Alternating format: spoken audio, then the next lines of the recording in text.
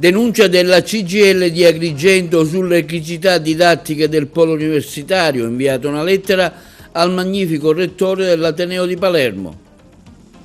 Conferenza stampa oggi di Mariamico Agrigento alla presenza dei vertici nazionali, presentata la 34esima rassegna del mare. Illuminato un albero di ulivo al Parco della Valle di Agrigento in occasione della giornata nazionale contro i tumori, su iniziativa della LILT. Convegno ieri nell'ambito delle iniziative della 25esima settimana della lingua italiana nel mondo a cura della Dante Alighieri di Agrigento. Bomba carta a Palermo sotto l'abitazione dell'assessore al comune Fabrizio Ferrandelli. Arrivato ieri a Porto Empedocle 7 cadaveri di migranti morti durante le traversate, controlli a tappeto da parte dei vigili urbani di Agrigento, paura stamani a Favara per un incendio in un'abitazione del centro storico.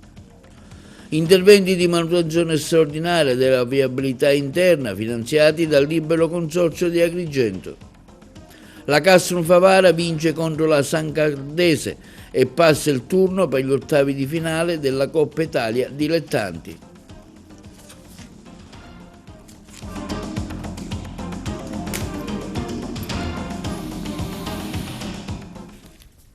Buongiorno, benvenuti col nuovo appuntamento di TV Notizie di oggi giovedì 23 ottobre. La CGIL di Agrigento, con una lettera inviata al magnifico rettore dell'Università di Palermo, intende segnalare gravi criticità che si sono verificate e che purtroppo continuano a ripetersi in merito alla programmazione didattica presso il Polo Universitario di Agrigento e Servizio. La CGIL di Agrigento, per mezzo del suo segretario Alfonso Buscemi, con una lettera inviata al magnifico rettore dell'Università di Palermo, intende segnalare alcune gravi criticità che si sono verificate e che purtroppo continuano a ripetersi in merito alla programmazione didattica presso il Polo Universitario di Agrigento. In più occasioni, afferma la CGIL, all'interno del calendario delle lezioni risultano inseriti docenti che in realtà non hanno più in essere un contratto di lavoro con l'Ateneo. Tale circostanza genera notevoli disagi agli studenti e in particolare ai pendolari, i quali, recandosi al polo universitario agrigentino per seguire le lezioni, si trovano poi a constatare l'impossibilità di svolgere l'attività didattica programmata. Inoltre, il continuo rinvio delle lezioni di una materia va a ingolfare lo studio dei ragazzi che si trovano più materie concentrate in uno stesso periodo, insieme anche al periodo del tirocinio, rendendo di fatto tutto complicato seguire insieme. Si rammenta inoltre che già lo scorso anno, a seguito della scadenza delle dimissioni di alcuni docenti, diverse materie sono rimaste prive di insegnamento per lunghi periodi, con evidenti conseguenze negative sul percorso formativo degli alunni. Alla luce di quanto sopra esposto, la CGIL invita il magnifico rettore a volere disporre le opportune verifiche al fine di garantire una maggiore attenzione nell'organizzazione delle attività didattiche, così da evitare il ripetersi di questi disservizi che incidono profondamente sul diritto allo studio. Pertanto, il segretario generale della CGIL Buscemi confida in un sollecito riscontro sulla risposta in merito alle carenze denunciate.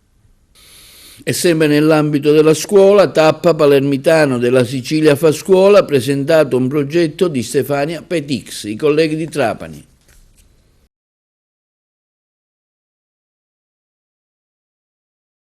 Gli altri 120.000 studenti che sono presso le diverse università regionali. Ho un occhio sulla città, anzi sulla Sicilia da anni, avevo notato che si stava prendendo una brutta piega e ho pensato che è importantissimo avere il controllo del territorio da parte delle forze dell'ordine, ma serve anche molta attenzione e concentrarsi molto, lo si fa già ma bisogna farlo di più sull'educazione civica ai ragazzi, bisogna aiutarli a essere cittadini migliori. Mi possono dare tanti suggerimenti. Perché però l'incontro di oggi? La scuola è fatta di luci ed ombre, è chiaro che vengono avanzate delle richieste, a volte la scuola viene pure caricata di compiti impropri, però viene fuori anche una scuola viva, una scuola che comunque non si rassegna, una scuola che non è passiva.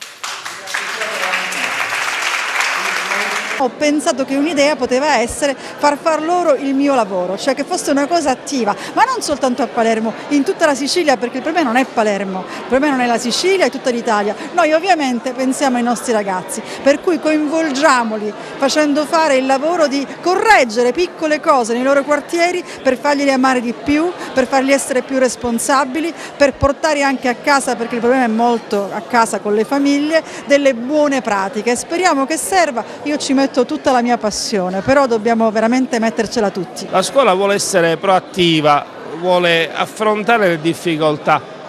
Io sono ottimista, c'era chi diceva il pessimismo della ragione e l'ottimismo della volontà.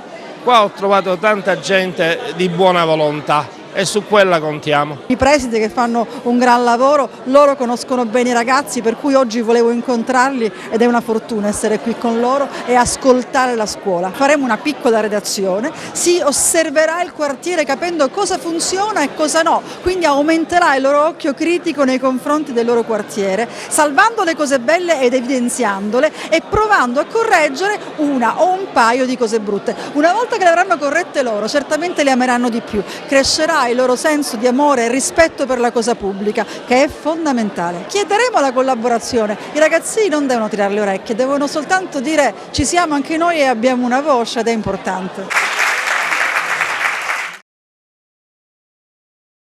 Il futuro del mare, opportunità e sfide, è stato questo il tema della conferenza stampa che si è svolta oggi presso il foyer del Teatro Pirandello, dove è stata illustrata la 34esima rassegna del mare che si terrà a Trapani, presenti i vertici nazionali dell'Associazione Ambientalista. Noi abbiamo seguito la conferenza stampa.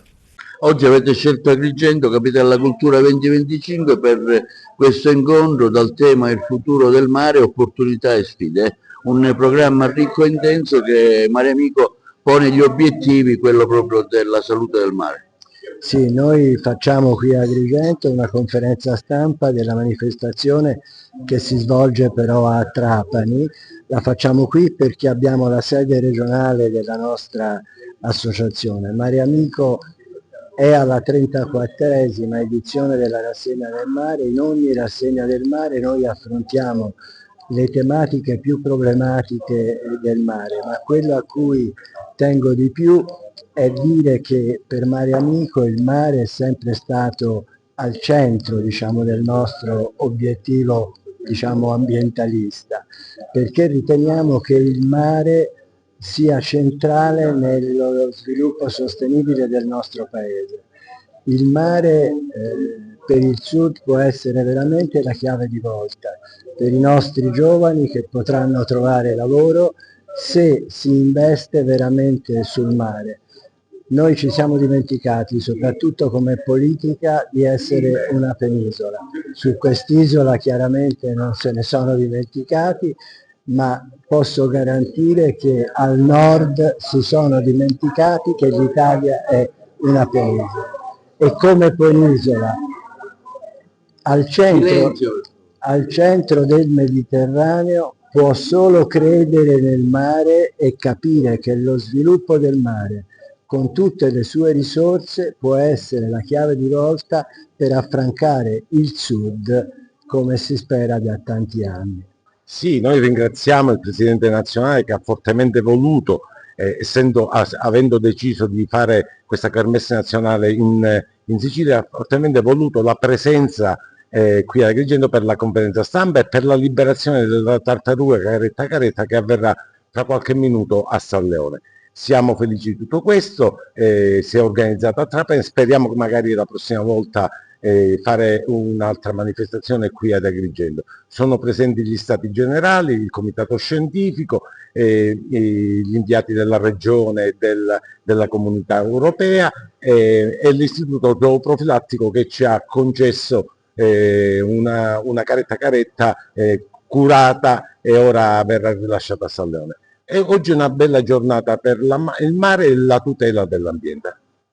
Parliamo di questa azione che svolgete, Mare Amico, in tutto il territorio nazionale, in particolare in Sicilia, ad Agrigento, dove con la presenza, diciamo, del luogo è molto attiva verso ciò che è la tutela e la salvaguardia del mare. Mare Amico ha la funzione di sensibilizzare la politica a politiche corrette di tutela del mare. Sono anni che abbiamo fatto una battaglia perché si istituisse un Ministero del Mare, questa volta abbiamo un Ministero del Mare, certo la strada è ancora lunga perché occorre dare delega, eccetera. Quindi la nostra è una funzione di stimolo e di conoscenza delle nuove tecnologie che sono disponibili per tutelare le coste, per tutelare la qualità delle acque e pianificare un turismo più sostenibile dal punto di vista. Avete scelto Trapani per lanciare questa iniziativa? Mare Amico è sempre stato molto legato alla Sicilia e la Sicilia è stata legata a Mare Amico. La Sicilia è un'isola, quindi voglio dire le coste siciliane sono un patrimonio inestimabile per l'intero paese, quindi spesso veniamo in Sicilia, veniamo accolti molto bene e speriamo di poter restituire anche buone idee. Si fa abbastanza per la tutela del mare, mi riferisco in particolare alla nostra regione? Secondo me si fa ancora molto poco. Tenga presente che il mare da sempre è vita e ricchezza per le nostre popolazioni, fornisce cibo, più recentemente ricchezza da turismo, fornisce acqua. Quando si dice che nel mondo non c'è acqua, ma come? Il nostro pianeta è fatto per 2/3 di acqua. La tecnologia ci dice come prendere l'acqua dal mare senza creare danno ambientale e noi che cosa facciamo? Assolutamente nulla. Sì, ringrazio Mare Amico per aver voluto fortemente scegliere questa location, il foyer del teatro Pirandello. Non si poteva non fare qui ad Agrigento quest'anno la conferenza stampa di Mare Amico, visto che Agrigento è capitale della cultura. Lo ringrazio quindi tutto il direttivo, il mare è al centro della nostra attenzione, il mare è anche una fonte di investimento per i giovani e grazie per questa opportunità. E la Lilt di Agrigento ha illuminato ieri una pianta di ulivo alla Valle dei Templi, in collaborazione con l'Ente Parco, per ricordare che la prevenzione serve a salvare le vite umane nella giornata nazionale della prevenzione tumore al seno. Le interviste. Presidente, oggi la Lilt è qui con l'illuminazione dell'albero dell'ulivo al Tempio Giunone in rosa. Che significato assume questa iniziativa? Allora, noi ogni anno pensiamo di illuminare un sito importante per ricordare sempre che la prevenzione, se fatta in tempo, riesce a salvare delle vite. Noi quest'anno abbiamo pensato di illuminare assieme al direttore dell'Ente Parco Roberto Ciarratta l'ulivo. L'ulivo perché è simbolo di pace e in questo periodo dove ci sono tante guerre e allora simbolicamente abbiamo pensato di dare una risposta al mondo per dire che la pace è molto importante. La pace è importante e anche importante, come ho detto, la prevenzione. La prevenzione soprattutto nelle giovani, perché abbiamo visto che ultimamente l'età si è molto abbassata. Quindi io prego tutte le mamme di portare le loro figliuole nei nostri centri della Lilt per sottoporle ad una prima visita che permetta di poter vedere la morfologia, come è formata la loro mammella e di abituarle anche all'autopalpazione, perché se fatta bene fin da ragazze si può trovare immediatamente, se sfortunatamente può succedere, qualche cosa anomala e quindi puoi andare subito nei nostri centri per sottoporsi a delle visite. Ecco, lei collabora con la Lilt per la prevenzione e ha voluto essere presente oggi a questa simpatica iniziativa. Sì, è un'iniziativa che facciamo tutti gli anni, il Nastro Rosa, in cui si promulga diciamo, la prevenzione del tumore della mammella. Ottobre è il mese della prevenzione appunto per la mammella e invitiamo tutte le donne a fare prevenzione. Voi alla LIT svolgete un compito sicuramente importante per la collettività, ecco, ci fa un po' uno screening della situazione qui ad Agrigento e provincia? Sì, noi ci occupiamo appunto del tumore della mammella, facciamo prevenzione e facciamo visite ed ecografie. Invitiamo anche le giovanissime a fare questo controllo, in quanto si è visto che negli ultimi anni c'è stato un incremento nella fascia d'età che va dai 25 ai 45 anni. Quindi oltre a coprire, a fare gli screening in età maggiore, intorno ai 50, dai 50 ai 69, è consigliata per tutte le donne anche di minore età, come dicevo dai 25 ai 45, a sottoporsi a visita senologica e ad ecografia annuale. Raggiunti i 40 si inizia anche a fare la mammografia. Ecco, qual è la situazione un po' qui nella nostra provincia? Ma nella provincia ci sono diversi casi che noi della Lilti circa 50 casi ogni anno li riusciamo a individuare. Quindi un invito, diciamo, a venire presso le sedi della LIT. Certo, invitiamo tutti a venire perché la cosa importante è una diagnosi precoce, abbiamo una probabilità di guarigione oltre il 90%.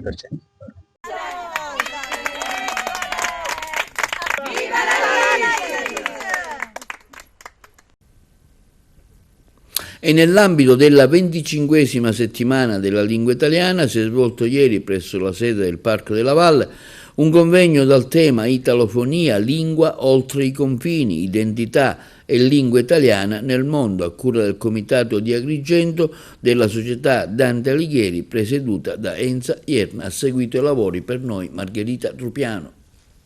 Nell'ambito della settimana della lingua italiana nel mondo, oggi la Dante Alighieri parla di italofonia, identità e lingua italiana. È un argomento molto interessante che si prefigge quali scopi, ne ha tanti. Sì, innanzitutto dovevamo farlo la settimana scorsa, l'abbiamo rinviato a causa delle condizioni meteorologiche, anche perché molti premiati vengono da altre province della nostra Sicilia. Con questa settimana dove si parla della lingua e come viene diffusa nel mondo, noi abbiamo voluto proprio inserire anche la premiazione di 4 concorsi indetti dalla Dante alcuni mesi fa. Evidentemente noi siamo convinti che la lingua italiana e la nostra identità nel mondo si diffonde attraverso vari mezzi.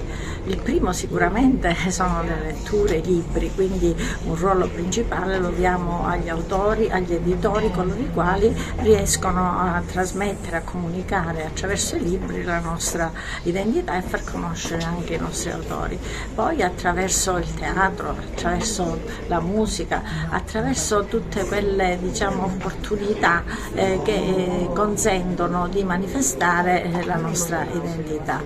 Oggi noi siamo qui, abbiamo 2 relatori, il dottore Antonio Liotta che parlerà proprio della italofonia e come si diffonde nel mondo, anche perché la scelta della lingua italiana nel mondo è una scelta quasi che parte dal cuore, perché non è una scelta di una lingua che magari può servire dal punto di vista commerciale, economico, quindi chi sceglie di parlare italiano e di conoscere l'italiano lo fa proprio perché lo sente. Antonio Liotta, editore di Medinova. Oggi si parla di italofonia, cioè la lingua italiana oltre i confini, nell'ambito di quella che è la settimana della lingua italiana. Ecco, Antonio Liotta porterà una relazione su questo tema. Ci anticipi un poco di che cosa tratterà? Guarda, il tema è importante, naturalmente quello che viene fuori, vedendo un po' i dati anche statistici, che 85 milioni nel mondo conoscono l'italiano, la lingua italiana. Questo è un dato assolutamente straordinario. Non solo, dirò per esempio così anticipo una chicca, che l'italiano è considerato ed ha avuto il primato in assoluto perché è considerata la lingua più sensuale a livello mondiale. Quindi Perché? Perché sono stati fatti degli accurati controlli e ascoltando le diverse lingue, quanto si ascolta la lingua italiana, i battiti cardiaci si modificano e aumentano in media del 23% in rapporto a tutti gli altri ascolti. Questo per dire quindi che la nostra lingua ha una ricchezza straordinaria di sfumature, di tante altre cose che dalle 1200 in poi tuttora vivono in una maniera forte. Non solo, teniamo conto che è la lingua della cristianità. Papa a Roma, che deve parlare come lingua ufficiale l'italiano, anche se sappiamo che la vera e propria lingua della Chiesa è il latino, ma il latino è la lingua, diciamo, da cui poi deriviamo anche noi. Naturalmente l'italiano continua ad essere studiato, ad essere amato come linguaggio e naturalmente siamo, credo, tutti contenti, ecco, che ci possa essere questa grande attenzione. Un punto critico invece riguarda gli italiani che viviamo in Italia, perché abbiamo una povertà linguistica e una ridotta conoscenza in senso generale della lingua italiana, della grammatica italiana, e questo è una cosa su cui dovrebbe lavorare la Dante. È Maurizio Pace, presidente dell'Ordine dei Farmacisti di Agrigento, alla guida dell'Ente Nazionale di Previdenza e Assistenza Farmacisti, ENFAP, per i prossimi 4 anni di servizio. Maurizio Pace, presidente dell'Ordine dei Farmacisti di Agrigento, alla guida dell'Ente Nazionale di Previdenza e Assistenza Farmacisti, ENFAP, per i prossimi 4 anni. Si tratta, ha spiegato il presidente Pace, di un percorso al quale ho dedicato il mio impegno in questi anni, considerato che sono stato delegato dal presidente della Federazione Nazionale degli Ordini dei Farmacisti a rappresentare proprio la federazione all'interno dell'ENFAP, mantenendo una posizione di cambio di passo come d'altronde richiesto dalla stessa categoria. Oggi l'ENFAP è fortemente patrimonializzato e purtroppo scontenta le aspettative degli iscritti. La mia elezione e la realizzazione di questo percorso saranno condivisi dai colleghi con i quali abbiamo un obiettivo comune: gratificare i pensionati, avvicinare i giovani al loro percorso di costruzione previdenziale e soprattutto rendere l'ENFAP la casa comune di tutti i farmacisti. Non mi riferisco soltanto ai titolari, ma anche ai collaboratori con le loro aspettative, agli ospedalieri, ai liberi professionisti, ai colleghi che lavorano negli esercizi di vicinato. Dobbiamo guardare a un ente che comprenda la totalità di tutti gli iscritti, creando delle proiezioni di un nuovo percorso che vede come protagonisti gli iscritti all'Ordine Nazionale.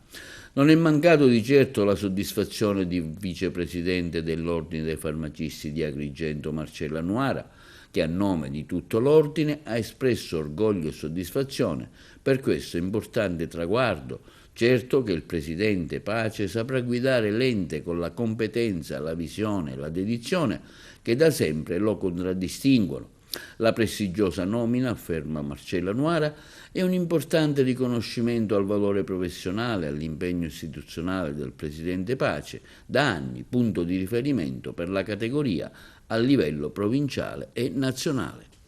E ieri sera, bomba carta sotto l'abitazione dell'assessore del comune di Palermo Fabrizio Ferrandelli. Poche ore prima lo stesso Ferrandelli aveva guidato le operazioni di sgombero di un immobile occupato abusivamente nel quartiere di Borgo Nuovo. Ce ne parlano i colleghi di Palermo. Un'esplosione, presumibilmente di una bomba carta, è stata avvertita nella serata di ieri sotto l'abitazione di Fabrizio Ferrandelli, assessore comunale all'emergenza abitativa. Non ci sono feriti né danni a persone o cose, ma il boato è stato forte e ha messo in agitazione i residenti. Poche ore prima Ferrandelli aveva guidato le operazioni di sgombero di un immobile occupato abusivamente in via Bronte e tenuto in pessime condizioni, al fine di favorirne l'assenza l'assegnazione a una famiglia nella graduatoria per l'emergenza abitativa.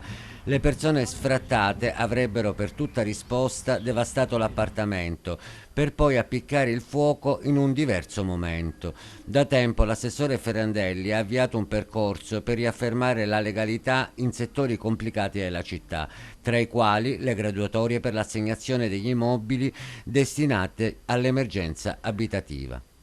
Noi siamo a Borgonuovo, a fianco della cittadinanza, il Comune di Palermo è presente, indietro non si torna, l'amministrazione comunale è intenzionata ad andare avanti nel percorso di legalità sull'assegnazione degli immobili secondo la lista delle emergenze abitative e soprattutto nessun gesto di singoli violenti può intimidire un'istituzione che è determinata ad andare avanti nel proprio lavoro.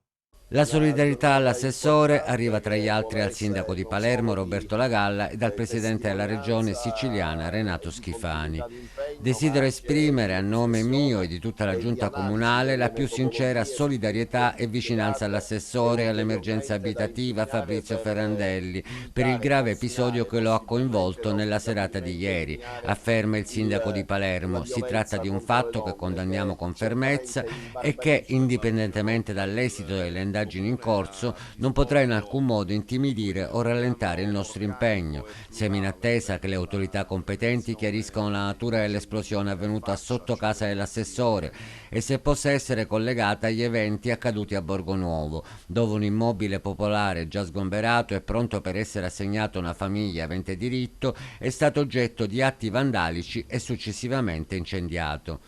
Ho già avuto modo ieri sera di conferire con il prefetto su quanto accaduto, ribadendo la volontà dell'amministrazione di proseguire con determinazione su questa strada. Palermo deve sapere che lo Stato e le istituzioni non si piegheranno davanti a nessuna intimidazione. Si tratta, dice il presidente della regione Renato Schifani, di un gesto vile inaccettabile che condanniamo con decisione. La Sicilia non arretrerà un passo nel percorso di legalità e di tutela dei diritti dei cittadini onesti. Ferrandelli sappia che le istituzioni sono al suo fianco e non sarà lasciato solo. I cadaveri di 7 migranti morti nel naufragio tra il 16 e il 17 ottobre scorso recuperati sono arrivati a Porto Empedocle a bordo della nave Dattilo che nel canale di Sicilia ha effettuato il soccorso di un barchino di 7 metri salpato da Sfax in Tunisia. Sono i corpi di 5 giovani donne, un bambino di 2 anni e un ragazzo di 27 anni. 17 migranti ordinari del Chad, della Guinea e del Sudan sono stati sbarcati durante la notte a Lampedusa con il traghetto di linea. E gli agenti della polizia locale di Agrigento hanno condotto una raffica di controlli in centro città e nelle aree periferiche. Un automobilista ha rischiato di causare anche un incidente stradale, non l'ha fatta franca. Se ne è infischiato della doppia striscia continua e ha sorpassato un altro veicolo quasi in prossimità di una curva. Il trasgressore è stato fermato da una pattuglia della polizia municipale. Per lui una maximulta e il ritiro con sospensione della patente di guida per 1 mese.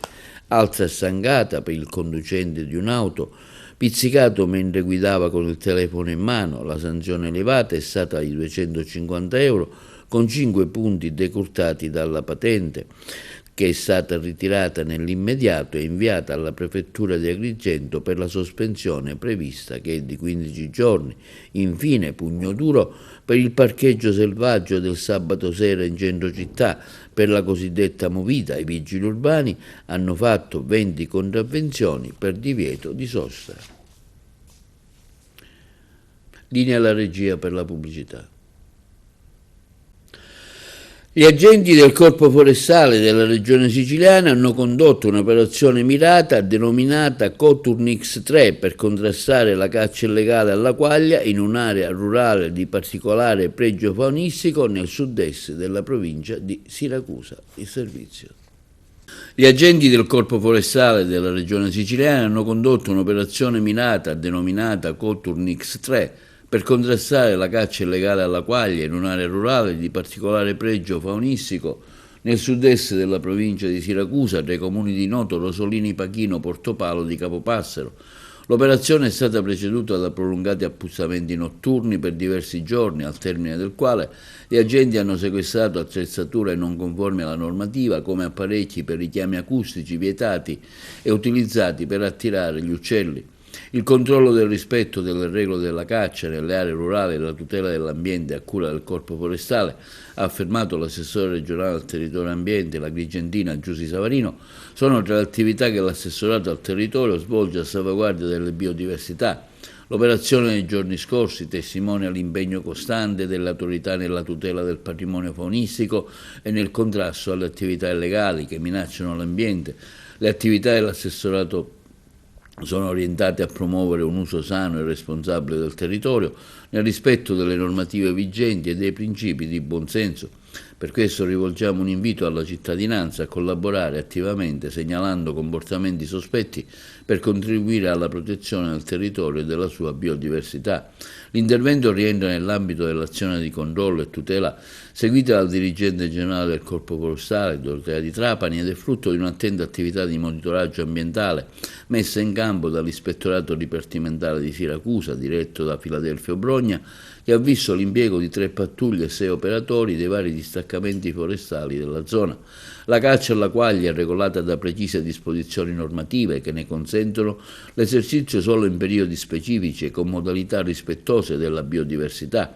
Nonostante tutto, continuano a verificarsi episodi di bracconaggio legati a dispositivi illegali, come richiami acustici dotati di timer che si attivano e disattivano automaticamente, rendendo più complessa l'individuazione dei responsabili rispetto al passato.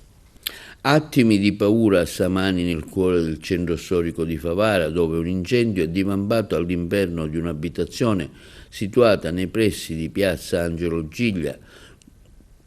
Secondo le prime ricostruzioni, a provocare le fiamme sarebbe stato un cortocircuito. Nella casa vivevano 2 anziane sorelle che in pochi minuti si sono ritrovate circondate dal fumo. Decisivo è stato l'intervento dei vicini di casa che si sono accorti dell'incendio, hanno quindi lanciato l'allarme e aiutato le donne a mettersi in salvo prima che le fiamme si propagassero ulteriormente. Sul posto sono intervenuti tempestivamente i vigili del fuoco del comando provinciale di Agrigento e i carabinieri della tenenza di Favara, che hanno messo in sicurezza la zona, avviato le verifiche per accertare le cause dell'incendio. L'intervento dei pompieri ha permesso di domare il rogo che aveva già avvolto parte dello stabile. Presenti anche sanitari del 118 che hanno prestato le prime cure alle sorelle, fortunatamente solo lievemente intossicate dal fumo. Non si registrano gravi conseguenze fisiche, ma l'abitazione ha riportato significativi danni. Ubriaco alla guida dopo aver perso il controllo della sua auto e finito contro una vettura in sosta. A finire nei guai è stato un 25enne agrigentino disoccupato coinvolto in un incidente stradale autonomo. Il giovane è stato denunciato in stato di libertà alla Procura della Repubblica di Agrigento per guida in stato di ebbrezza alcolica. È successo l'altra notte nella zona dello stadio Seneto di Agrigento. Sul posto sono intervenuti i carabinieri della compagnia di Agrigento per i rilievi di rito. Sottoposto all'alcol test è risultato con un tasso alcolemico 4 volte il limite di legge consentito. Nei suoi confronti è scattata immediatamente la denuncia con contestuale ritiro della patente di guida. 3 ignoti ladri con il volto travisato da caschi integrali sono riusciti a rubare uno scooter T-Max 500 posseggiato sotto l'abitazione del proprietario in via dei Fiumi, nel quartiere del villaggio Mosè di Agrigento. È successo l'altra notte. Il furto è stato ripreso dalle telecamere di sorveglianza installate nella zona. Il video, divenuto in breve tempo virale sui social, è stato poi pubblicato dal proprietario del mezzo, che ha affermato: condividete per favore, con la speranza che i genitori di questi ragazzi disagiati e li riconoscono, rendendosi conto del male che arrecano alla società. State vedendo appunto il video.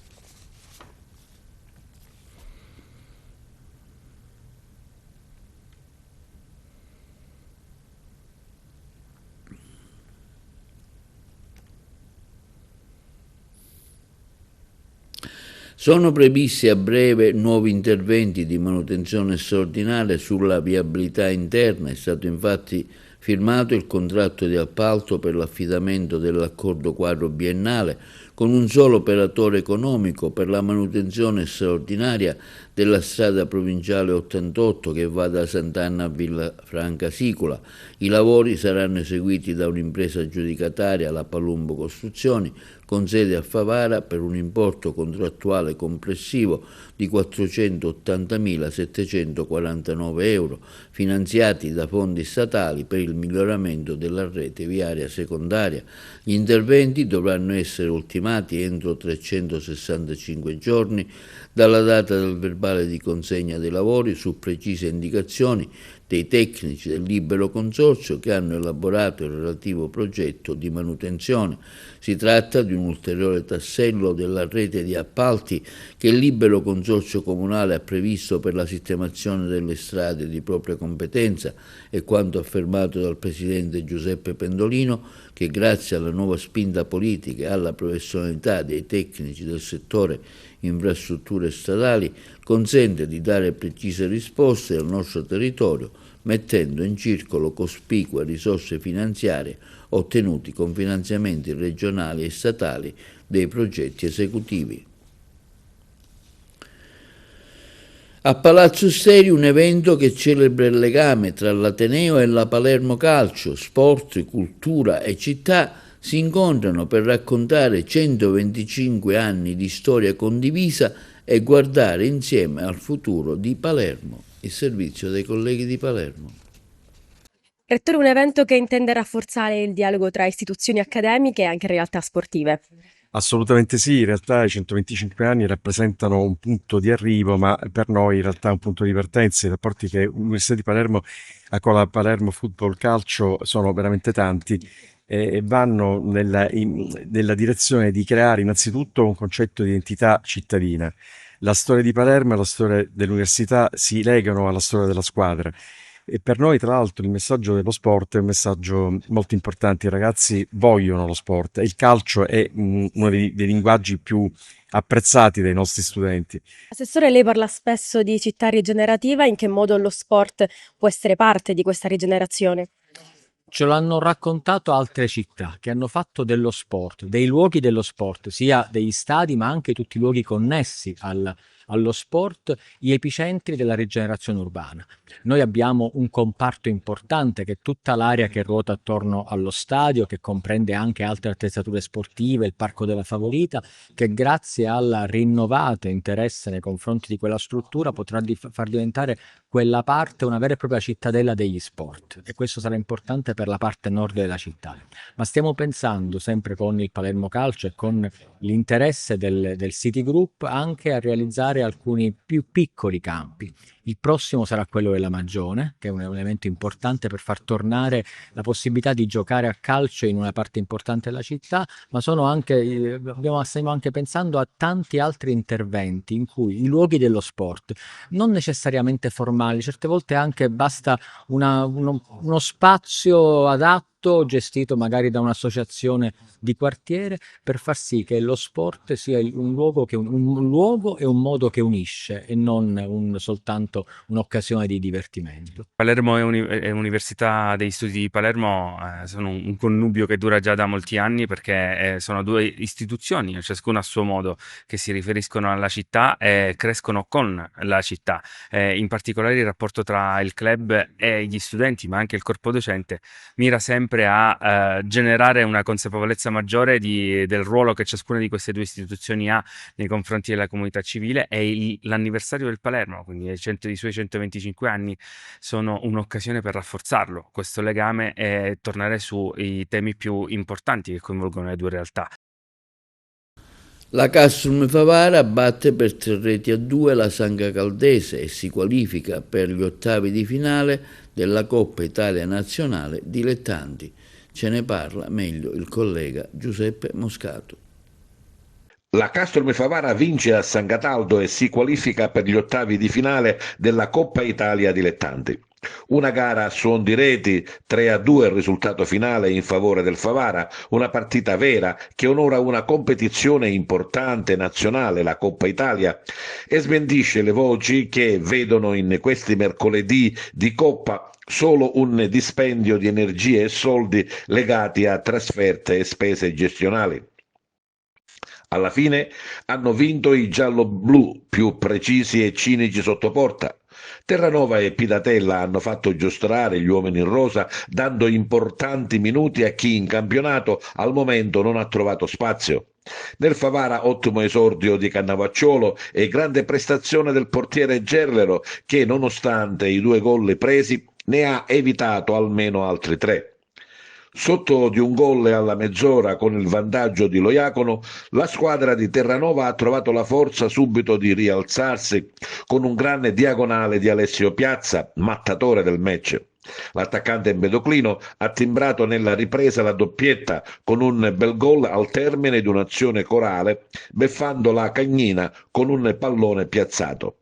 Nel finale di partita c'è spazio per altri botti, prima il pareggio di Taormina e poi nel finale, quando all'orizzonte si intravedeva la lotteria dei rigori, ci ha pensato Lorenzo Loduca a regalare il passaggio del turno ai favaresi con una verticalizzazione di oltre 50 metri a conclusione dal limite.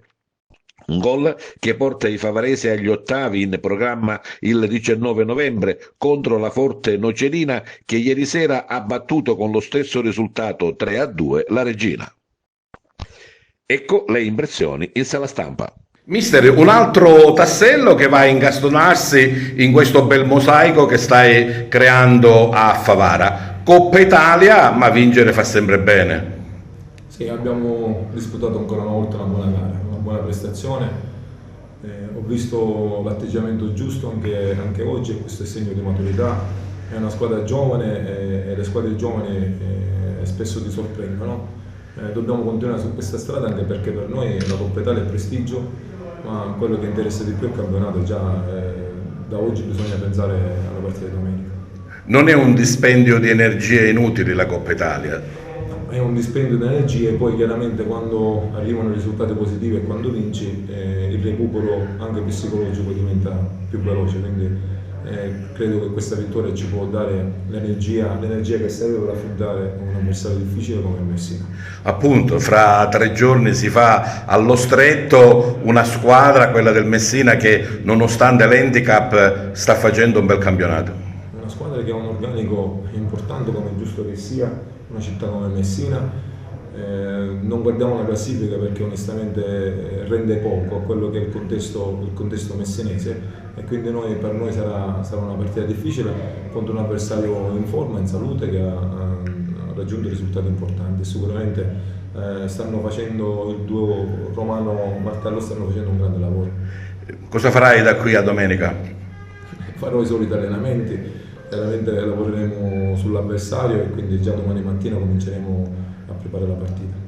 Di questo pomeriggio che cosa ti è piaciuto di più? Ripeto, l'atteggiamento della squadra, un atteggiamento garibaldino, coraggioso come lo hanno sempre avuto ed è chiaro che cominciamo ad avere anche qualche idea di gioco. Puoi dare qualche giudizio positivo di qualcuno che magari lo vedevi in un modo e poi in campo ti ha fatto vedere qualcosa di diverso? No, obiettivamente non faccio mai complimenti ai singoli perché a mio parere quello che fa la differenza è il gruppo. Il singolo deve dare il massimo affinché il gruppo vada avanti, però ti ripeto, sono tutti ragazzi interessanti, tutti ragazzi giovani, abbiamo una grande prospettiva e bisogna lavorare come stiamo facendo. Insomma, però la doppietta di Piazza la possiamo mettere in risalto. Sì, Piazza ha dimostrato, ha avuto la sua possibilità, ha dimostrato che c'è anche lui, sicuramente ne terrò conto, ma già ne tenevo conto anche a prescindere dalla doppietta di oggi. Piazza, una bella prestazione di tutta la squadra, passaggio di turno in Coppa Italia e una doppietta personale. Cosa vuoi di più? Sicuramente, intanto buonasera a tutti, sicuramente la cosa fondamentale è il passaggio del turno. Dopo comunque che ci hanno pareggiato non era facile ripassare in vantaggio, quindi comunque complimenti a tutti, bravi davvero tutti. Per quanto riguarda la doppietta è sempre bello comunque fare gol, ritornare a fare gol, meglio con una doppietta e ho aiutato la squadra, quindi perfetto così. Più bello il primo o il secondo gol? Ma ti dico, sono stati secondo me tutti e due belli, diversi, però per applicazione penso più bello il secondo. Giocare infrasettimanale è sempre anche un dispendio di energie magari in più in vista poi dell'importante appuntamento di domenica a Messina. Ma guarda, il mister sicuramente sa come farci ruotare in maniera perfetta, quindi ci sono stati dei cambi, è stato comunque tutto molto bello, adesso ci prepariamo per la prossima. Lorenzo Loduca, iniziamo dalla fine, descrivi quel gol. No, sicuramente un'emozione incredibile. Il mio primo gol in carriera, quindi me lo ricorderò, però soprattutto sono felice di aver contribuito alla vittoria. Siamo un gruppo umile che lavora con tanto impegno, lo dedico questo gol alla mia famiglia, alla mia ragazza, alle persone che mi stanno vicino, con l'umiltà sempre di lavorare. Siamo un gruppo che può fare veramente bene. Molti pensano che la Coppa Italia è solo un consumare energie e basta, invece onorare una bella competizione, si va avanti aspettando la prossima avversaria. Sì, la Coppa Italia sicuramente è una competizione che ti può mettere in mostra e noi stiamo facendo bene, stiamo andando avanti, ora comunque faremo gli ottavi di finali, quindi è sicuramente una bella vetrina. Qual è la ricetta per recuperare energie, perché domenica ci aspetta a Messina una partita tosta? Certo, sicuramente a Messina è una partita impegnativa, però niente, penso il riposo è fondamentale e poi da domani si inizia di nuovo a spingere in vista di domenica. Piazza, una bella prestazione di tutta la squadra, passaggio di turno in Coppa Italia e una doppietta personale. Cosa vuoi di più? Sicuramente, intanto buonasera a tutti, sicuramente la cosa fondamentale è il passaggio del turno. Dopo comunque che ci hanno pareggiato non era facile ripassare in vantaggio. Quindi comunque complimenti a tutti, bravi davvero tutti. Per quanto riguarda la doppietta è sempre bello comunque fare gol, ritornare a fare gol, meglio con una doppietta e ho aiutato la squadra, quindi perfetto così. Più bello il primo o il secondo gol? Ma ti dico, sono stati secondo me tutti e due belli, diversi, però per applicazione penso più bello il secondo. Giocare infrasettimanale è sempre anche un dispendio di energie magari in più in vista poi dell'importante appuntamento di domenica a Messina. Ma guarda, il mister sicuramente sa come farci ruotare in maniera perfetta, quindi ci sono stati dei cambi, è stato comunque tutto molto bello, adesso ci prepariamo per la prossima. E questo è tutto per l'edizione odierna di TV Notizie. Vi ricordiamo che i nostri programmi si possono vedere in tutta Italia sul canale 268 del digitale terrestre, per chi ha le smart TV, in streaming sul sito www.televideoagrigento.tv, il telegiornale sul canale 93 di Video Sicilia alle 15 e alle 20, con replica la mattina alle 9. Inoltre i nostri servizi si possono visionare sul canale YouTube di TVA Televideo Agrigento. E questo è tutto per oggi, vi auguriamo una buona serata.